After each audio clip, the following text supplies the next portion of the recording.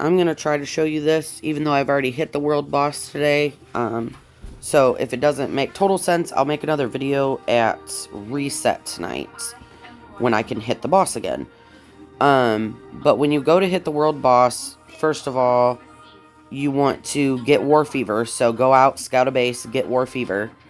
Then turn your furnace, while we still have it, on and on overdrive, and then have somebody heat you up at least over 40 and keep you up over 40 until you're done hitting. So, at reset, Memphis, stop it.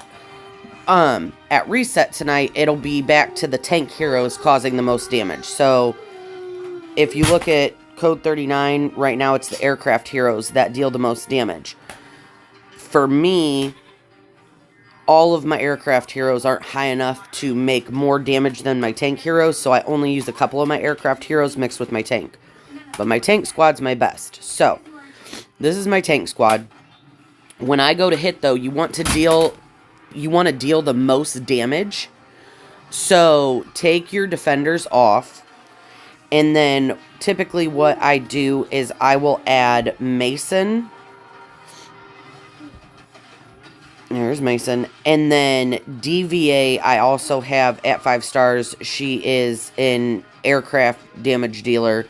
So I either use her, or if I want the all-tank buff, I will use Violet. Because even though Violet's a defender, she also delivers quite a bit of damage.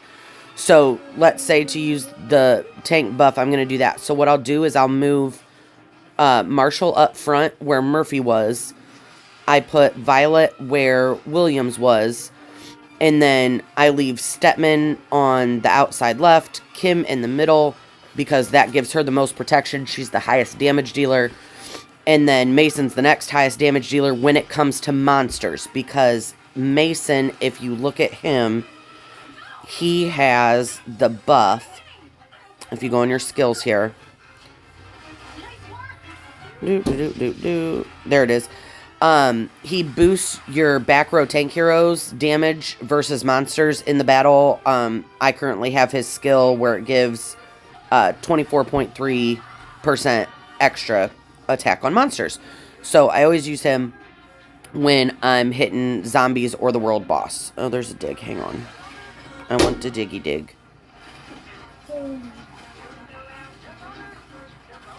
Okay. So, back into the base. Okay, so this would be my setup to go hit at reset.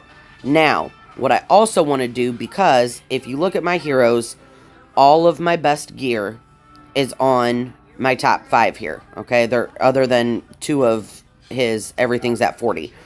When I get to Violet, I have not built up their gear yet because I'm focused on making my 1 highest team currently. So what I will do for that is, since I'm not using Murphy, I will go remove his gear. And I'm going to place his gear on Violet. Okay? Then I'm going to go and I'm going to take Williams' gear off. Memphis, please stop. And I'm going to place that on Marshall, because he is going to technically be my defender. Now, Marshall's attack is shit. The only reason that you want him is due to his skill buff, where he... where is his major skill? Right here. He increases the attack of all team members in your squad, no matter who or what they are. That's why you always want to use him as a damage dealer, but his actual physical damage that he gives is crap. So I don't worry about putting good attack gear on him.